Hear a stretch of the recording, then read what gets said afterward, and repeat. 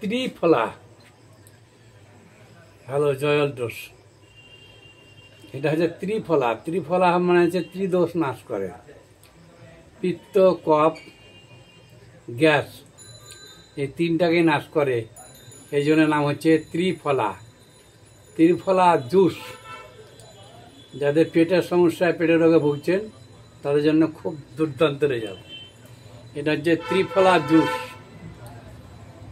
আমলা, হর্তুকি দিয়ে সব বিভিন্ন জিনিস দিয়ে তৈরি করা আছে, ইত্যাদি দিয়ে তৈরি করা আছে। এটা হচ্ছে ত্রিফলা জুস। এটা ত্রিফলা জুস মানে ত্রিদোষ নাশ করে, পিত্ত, কফ এবং গ্যাস নাশ করে। জয়ের দোষ, করে জানিয়ে রাখলাম।